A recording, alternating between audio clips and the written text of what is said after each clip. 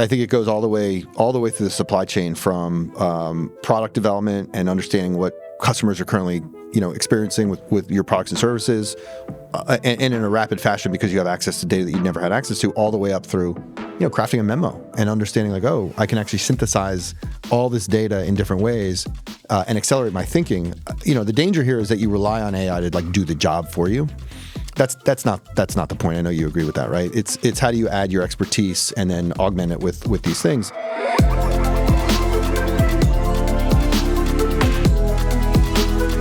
AI isn't the future, it's now. And whether you're in HR, sales, operations, or leadership, the choices you make today will determine whether you thrive or get left behind. Today on the podcast, it's Greg Boone here and my guy, Marc Sirkin. So let's just chop it up, man. Yeah. So, all right, you told me that you've been talking a lot about this lead flow crisis and some of these challenges recently. So what's going on, man? Yeah, a lot. I think, you said something just then that's really interesting, which is 2024. But actually, what I've been thinking about is what happened in 2022 when ChatGPT came out. Because I think that was I think that was the moment of disruption. I think some of us realized it was important, but I think now, a couple years later, it's evident that was a watershed moment for a bunch of reasons, and it's changing a bunch of things that we're now starting to see in real time happen. 800 million. Is it daily or weekly, by the way? They said 800 million daily active users. Okay. I was listening to other podcasts and we said weekly. I was like, I think that might be wrong. So quick correction. Anyway, 800 million daily users of these tools. New tools rolling out every day. I don't know if you've had a chance to play with Sora and some of the other video, right? So we could talk about that too. But the consumer experience, the buyer experience is changing so rapidly. The thing that you said earlier that I think is interesting is not just I think things changed in 2022 and not 2024, but the reality of the lead flow crisis, depending on what segment we want to talk about. And I do want to ask you kind of where you're focused so we can kind of tune it to small, medium, large, is it changes hard, right? And the reality is what I think is happening is that it's scary because we don't know what's going to work, and therefore we don't admit that what we're doing doesn't work. Right. I think that's the problem in an overgeneralized sense. The metrics that we use, whether it's MQLs, page views, right, search, SEO traffic, you name it, all the current metrics, I don't want to say that they're not useful anymore, but they're not the primary metrics. And we're now revisiting in this world, or we're returning to a world where brand is coming back in the forefront. And my hypothesis is that a lot of us, guilty as well, we've sort of forgot how to measure brand on a regular basis because we're sort of addicted to the direct marketing, performance marketing machine that we built, which is, you can measure everything and everything is click. I don't know that it was ever true, right? But now it's really not true. So you're saying that when we gave last click attribution, that was a terrible idea? It was a proxy for a good idea. How about that? Fair.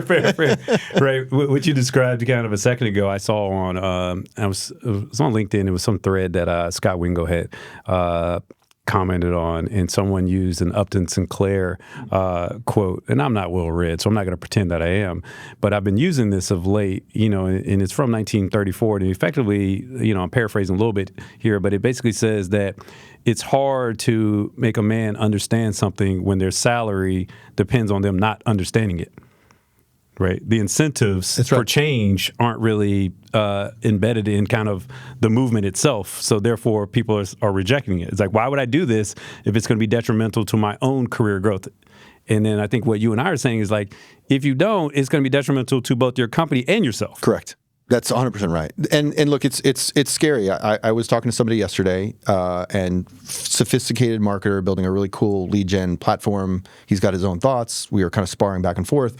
But what he's doing is unfreaking believable. And now whether it's going to result in actual business, we'll see. But if the choice is do nothing and get run over by a truck or the tsunami, as you said last time, or do something and try to figure it out, I'm on the side of do something and try to figure it out and not just stand on the shore and wait to get hit. And I think that's part of the challenge, because what does solving the lead flow crisis in 6 months, 12 months, 18 months look like? It's some weird combination of marketing, sales, and AI. Right. There's no playbook yet. It's being written. And today it's about experimenting and trying things and being okay with, that failed or that didn't work as well as we want. But again, staying static in this world right now seems like a bad idea. In fact, it is a bad idea. It's 100%. It's a terrible idea. And I think that's part of the challenge, right, is that And I think that some folks don't even believe that they're actually being static. Right. I think they fundamentally, like I am empathetic to it, right? I do fundamentally believe that they think that what they're doing is change, but what they're actually trying to do is create this analog or this parallel to a world that doesn't exist anymore.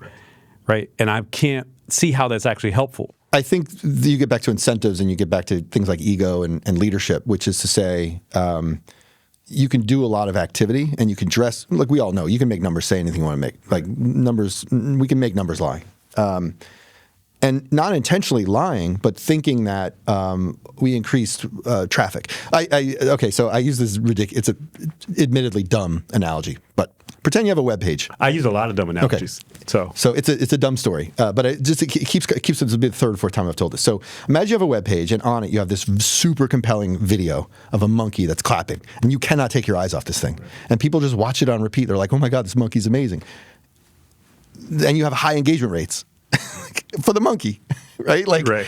A lot of us are playing games with clapping monkeys, and we're trying to do things like rage bait, clickbait, thought leadership on LinkedIn. Let's scare the hell out of our ICP. Like, is that actually productive, and are we actually having good conversations?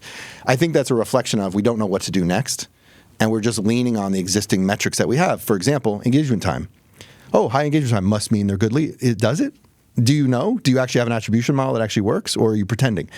And so marketing for many years, and I'm a marketer, and so I'm guilty as anybody, like we have fallen trapped to a series of metrics and incentives like MQLs. I don't know if you saw my Sora video I put on LinkedIn of me talking about how MQLs are great. No, not yet. It's pretty funny. And so we're in this weird moment in time where we have the data and the intel to know what we were doing isn't working, but we don't have the leadership or the incentive structure to really fix it. And I think that's where there's an opportunity to hopefully turn the tide on the lead flow crisis, but some people got to get serious, like yesterday. It's a great point. We talk about this all the time. Is it's just the incentives, the attribution. I mean, and that's one of the more challenging things right now. Is like, look, we've basically indoctrinated all of these executives that these are the metrics to track, and now if you walk into that boardroom or into that meeting with these same metrics, your year-over-year numbers are going to look horrible. That's right. Right, and so it's like, I would have thought by now that was enough incentive to start saying, look, you need to have a level of education. And I think part of this is not just to the marketing group. Like, I want to also talk to the executives that are out there that may be watching this. Like, you have to understand and be somewhat empathetic and know that the world has radically changed. Right. I agree. I mean, I had a conversation with somebody a couple weeks ago. We were talking about who owns go-to-market, who owns GDM, right? And the answer that this person told me was it's the CEO, full stop. The marketing person, the salesperson doesn't own. They execute go-to-market. I was about to say CEO, but yeah, it's the CEO. And so if the CEO owns if it's true that the CEO owns go-to-market, and I believe it's true, but the CEO or the executives don't understand how the fundamental mechanics of marketing sales have changed because of the technology, we have a gap in leadership. Yeah. And you can wish upon a star all you want, and you can grind people, and you can incent people, and you can carrot and stick them however you want, but the fundamental underlying buying journey, again, depends on the segment we're talking about, but all of that stuff has changed, and so you need a new vocabulary to have a real conversation about this. Otherwise, you're going to find yourself in deeper and deeper water. And it sounds horrible and sounds negative, but it's also true. It's true. It's so true. I mean, I was talking to our internal team on Slack yesterday, and I was sending this note. I said, because I've been in New York and Boston this week having multiple different conversations. And I will say that at least one of the things that's, I don't know if it's a net positive or not, is folks are now saying, oh, we have to move from SEO to just GEO, right? Isn't that right? I was like, you mean just GEO? I was like, if you just moved to GEO, you just going to go out of business. I was like, I don't know how to explain this to you any differently. Like, you were on a good day, you may see 1/10, of the same traffic. And as marketers, our goal has always been to help grow and to get leads. What we should be measuring is growth in leads in those things versus the vanity metrics or some of these other things that we use as a proxy. But at the end of the day, it doesn't matter, because I was listening to a podcast and they were talking about, well, you need to get on in line with the executive team on what are the key metrics, right? And so if we're, if it was page rank or if it was this thing or that thing, it's like, yeah, but at the end of the day, we know why we pay either agencies or internal marketing is because I want to grow, not because I wanted to hit some metrics that you can almost gain, right? I used to have a head of analytics, and he would say that you can torture data to say whatever you want it to. And people will, right? That's kind of the point I think we're making, which is people will tweak and change and lie about the data to make the incentives align with, because no one wants to lose their job, right? But I think again, you're in a moment in time. We don't see these moments very often. You know, the social revolution, the mobile revolution, CRM. These were not this moment. Those you could sort of navigate through. Right. The closest thing that I've lived through is the birth of the commercial internet, where it was like you didn't need a website and now you need a website, and it happened overnight. You're like, oh crap, and what is a website supposed to do, and how does it work, and how do we maintain it, and now I need a data-driven website, and now it needs to personalize, and like that was a massive change in how businesses was transacted, and then that's not even to talk about e-commerce, which changed that even further, and we're about to go through that times 100, times 1,000, times a million. And so again, in times of disruption, you see these moments happen, and we have all the history to look at to sort of go, what do we think is going to happen structurally? There will be empires will rise, empires will fall. We're starting to see that with ChatGPT, and so a tacit acknowledgement that we might be in. Look, maybe I'm wrong, but if we're in that moment, you got to have a conversation with your leadership team and say we're in that moment. I personally think that not enough senior execs are putting their hands on the technology. Because there's something visceral. I was talking to somebody, and I was like, remember the first time you used ChatGPT? I literally was like looking behind the computer, like, is there somebody behind there answering? Like, what's happening? Like, it was like remember the first time you touched an iPhone, and you're like, this looks like a picture. Is that real? And you're like, oh my God. It's that moment. And when you talk to people who are really executing and experimenting with really cutting edge use of AI technologies, your mind kind of goes, oh my God. Like, that's possible? It's possible to do that? So there has to be some acknowledgement of that. 100%. I think I was having a conversation this week with 40 travel professional, travel and hospitality folks in Boston a couple of days ago. And I was talking to them about, when people say that they use AI, like, what does that actually mean, right? And there was a couple points I was trying to make. And I was getting to folks that said, how many in the audience has the free version of ChatGPT? And it was most of the folks. I said, okay, I have the pro version, which effectively means that I get all the new features 6 months before you. So when you and I are having a conversation, for me, it's almost like I step back in time, right? Because I'm having a conversation that may have been real 6 months ago. That's right? But it's not actually real. So there's that disconnect. I said the other is you don't have the full set of features and even understanding, like basic things like deep research, right? We were doing training for some HR professionals just last week. And once we showed them deep research, and then we showed them tools outside of just, say, ChatGPT or Gemini, like a Gamma for presentations, or showing them how to vibe code landing pages, literal jaws dropped. Yeah. They had no clue. It's magic. It's magic, right? And you have that first moment, going back to like your mobile example. I remember the first time that I had a BlackBerry or something. But the first time I had like the mobile browsing experience, and I could get the ESPN scores before they were on TV, and people were like, "Hey man, how did you know that was going to be the score?" Right? And that's when I had my magic moment. I was like, "Wow, this is amazing right now." And so. But to your point, if they don't have my man Alec Coughlin, he's been on the pod before. He say, hands in the dirt, right? Until the executives start to lean in, they really have no clue what folks are actually facing right now, because it's so radically different. Yeah, I mean, and I think it goes all the way through the supply chain, from product development and understanding what customers are currently experiencing with your products and services, and in a rapid fashion, because you have access to data that you'd never had access to, all the way up through crafting a memo and understanding like, oh, I can actually synthesize all this data in different ways and accelerate my thinking. The danger here is that you rely on AI to like do the job for you. That's not the point. I know you agree with that, right? It's how do you add your expertise and then augment it with these things. And as far as the lead flow crisis goes, like the data is pretty clear that CPLs are going the wrong direction. Sales cycles are going the wrong direction. Buyers are undecided. There's more competition. We don't understand the impact of SaaS, what's happening in the SaaS world today, long term. At the SMB standpoint, you've got real challenges in terms of like just basic SEO. How do people find you? So again, it's this turbulent moment that I've been spending a lot of time this week just trying to think about like, okay, so got it. Assume you believe it. What do you do about it? And how do you actually start to put things in place to sort of combat this lead flow crisis? Because you have to do something about it, right? You can't lay down and just go, I'm dead. Well, let me back up just for the audience. When we talk about the lead flow crisis, right, there's a few different elements when I'm kind of describing it. First and foremost, somewhere between 60 and 70% of all Google searches in without a click, right? So organic traffic has dropped, off a cliff. Right. And so I keep I reiterate the point when I say to folks, I said, I'm not saying 6 or 7. I'm saying 60 or 70%. Right. So whatever you think about whatever I'm saying next, just come to that realization. They don't know you exist. Right. That's thing one. Thing two is I say to folks all the time, I said, there's only 2 forms of cold email, scam and spam. Right. The idea that you're going to convert and just flood the market with a bunch of emails doesn't work the same way. People distrust this now. Then on the other side, you have paid media costs that are continuing to go through the roof, because if the other things aren't working, as marketers, the first thing they gravitate towards, and now we've trained executives on this, like, well, we'll throw money at the problem. Yeah. Okay.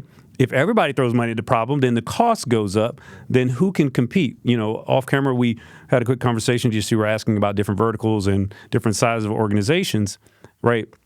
Part of what I'm mostly concerned about is mid-market and lower.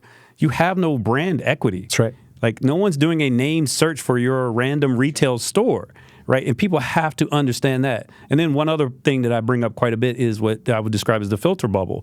The idea that it's so highly personalized, my search, right? And so, again, I say the same thing over and over again. I have on a pair of Jordans right now. I talk about Nike and Air Jordans all the time to ChatGPT. Good luck, Adidas and Under Armour showing up. Yeah. It's like all of these things compile or compound in a way that it's going to significantly drop off everything. And it's already doing it. And that's what I would define as the lead flow crisis. Yeah, it can't not.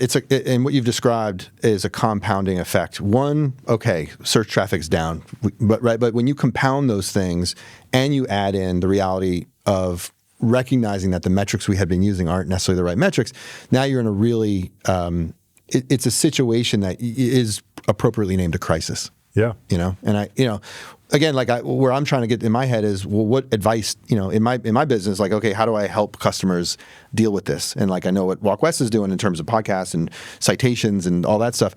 I think that's the right path. I think one of the challenges is, again, from a executive standpoint, okay, we believe you, Greg. We got it. What's the ROI on that? I had that internal conversation. I said, you want me to give you an ROI on the thing that we just started doing? Right? I was like, I don't know how that works. It doesn't work. I said the 2 things you can't control right now are your personality-led growth and community-led growth, right? What you're doing, what we're doing, how you're on camera, right? And then the ponds that you fish in or curate, the communities that you partner with. I saw recently 2 big Fortune 500 companies put out a job description for a CEO content creator that was paying between $250,000 and $1 million a year. This is effectively people that are being hired to help do the personality-led growth. Like, new jobs are being created in real time. People are starting to figure this out, right? Or you talk to smaller companies and say founder-led growth. Founder-led growth, yeah. And I think, there's limits to all of that stuff, but at the end of the day, again, we're in that experimentation phase. So what does it look like? 3-4 years ago, there weren't that many CEOs that had, let's say, a Substack or a separate blog. And there was always, as an internal marketing person for years until recently, it's like, well, how do you manage and mitigate personalities? Like Third Door Media. So there was a guy named Danny Sullivan back in the day. He was like the OG search guy, and he started Search Engine Land. And a lot of our marketing was based on his personality. He had 400,000 Twitter followers. He had, right?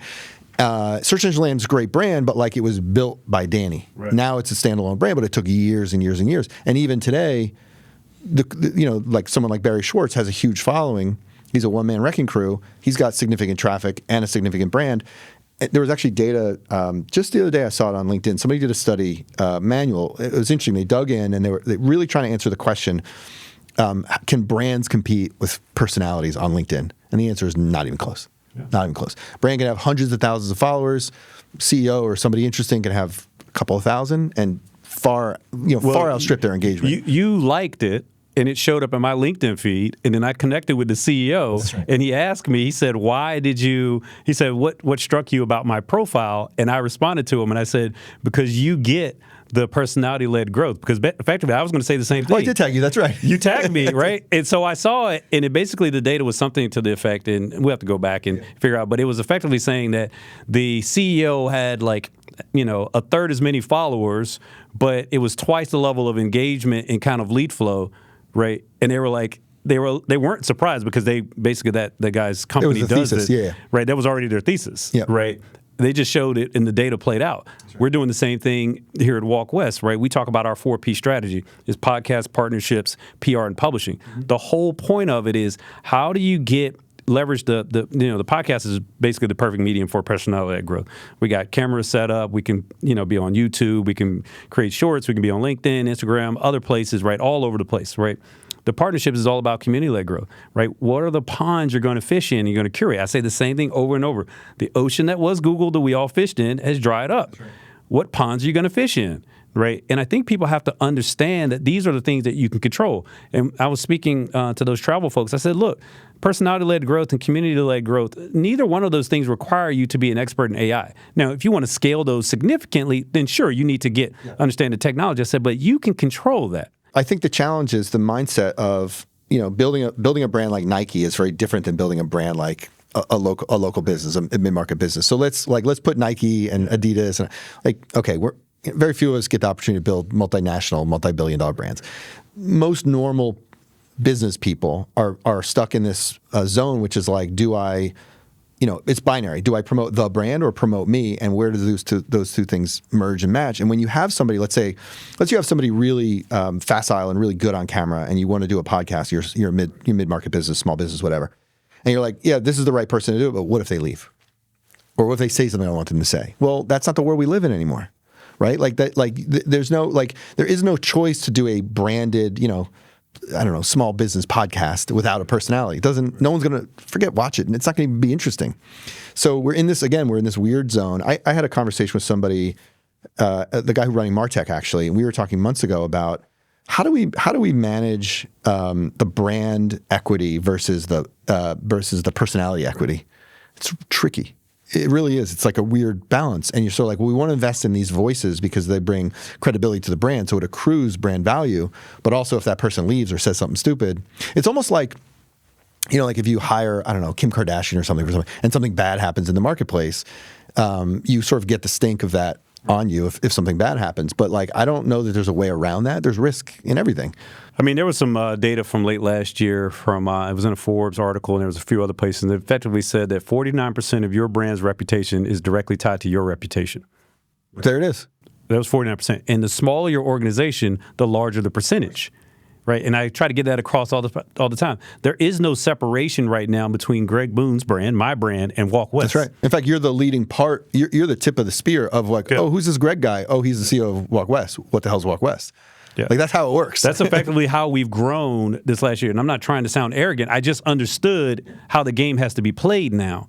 And I think that's what people have to understand. You have to lead with your personality. And it's not just the CEO. And you start to expand with your executive team, your board. We're trying to figure out how do you find the right level. I call them ambassadors, right? Because sometimes, and I've come across this, where the CEO is not the right person to put on camera. Like, hey, man, you should never talk in public, right? You have great ideas, right? We're going to hire someone, right? But then also, how do you have the right PR and media team around you, right? Again, how do you flood the zone and show up in so many different places? And I'm trying to explain this, and I think part of the challenge and part of the reason why you and I kind of really clicked on these things is that what we were seeing is out in the market and people that we respect and we know and they're very smart and brilliant about what they're doing from an SEO perspective and this and that. It's like, but you're giving people a false hope that they can still leverage that as the only channel. And what I'm trying to get across is that cannot be your dominant channel anymore. You don't control it. And it's still trying to figure itself out. You never did control it. I mean, I think if you're talking specifically about SEO, which I think you are, the reputation that SEO had was basically free traffic. Free traffic equals free revenue. Right. Now, yes, you have to make an investment in the person and but that has been changing over. It's not even AI. AI is accelerated, but it has been changing over years. It's always been metered and mitigated. Google's always been the filter for all of that. And when they do an algorithm update and you hear these horrible stories of I had a business and now I don't have a business, this is not new necessarily. Right. It's just accelerated in a massively crazy way because so many people are using other mechanisms of finding things. And we're going to see an acceleration of that when they light up e-commerce, as we talked about. And so I do think there is some false hope. And I think it goes back to the beginning of the conversation, which is how do we measure this stuff? So when you look at your staff and you look at your spending and you're spending X% on SEO, and now you're saying, well, it's not just SEO, it's also GEO now or whatever you want to call it.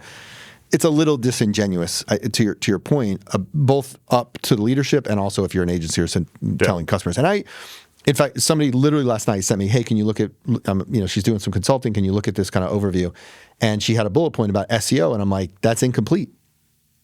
You mentioned LLMs. Like, you can't go to market with something that doesn't even, like, it's bad enough that you're promising SEO success, because what is that even today?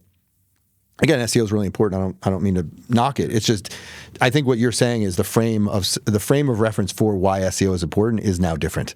It used to be essentially free, quote unquote, free traffic, good, high quality traffic. It is not anymore, because you're going to get a tenth of the clicks. Doesn't mean you don't do it.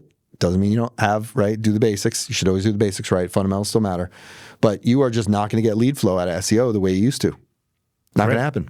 Right, and so that's the challenge, right? If you're spending, let's say, whatever your budget was that you were spending towards that thing, if you're going to see a tenth of the leads or the traffic or however you want to measure it, then what are you going to do? Are you going to pay 10x for that thing and still hope? And I had a little bit of a rant the other day on LinkedIn. I said, so let me just make sure I get this straight.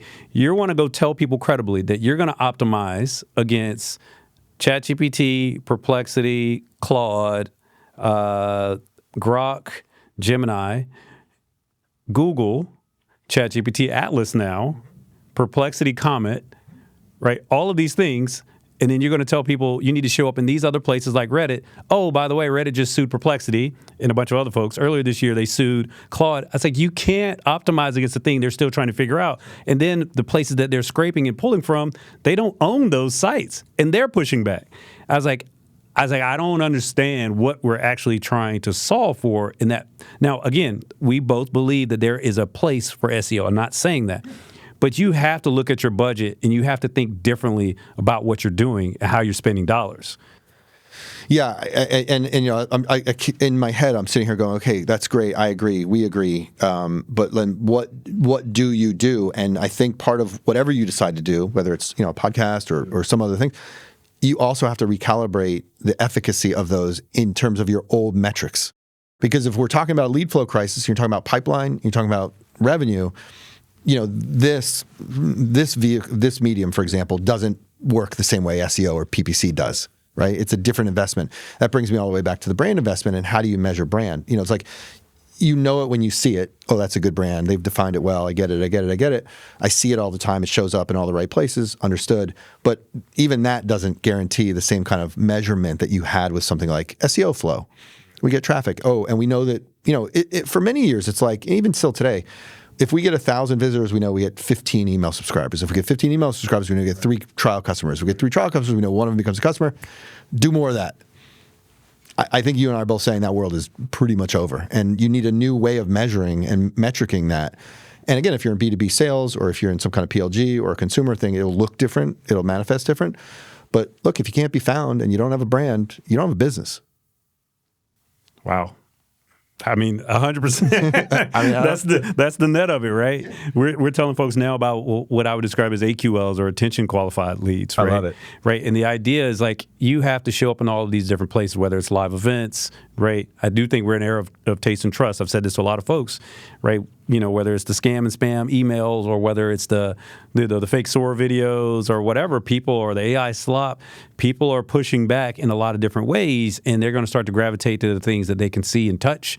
They're going to gravitate to whatever. Like, you may not be the perfect agency or the perfect partner, but they've known you long enough. They're like, hey, they're at least not going to steer me wrong or do me wrong, right? We're going to be in this together.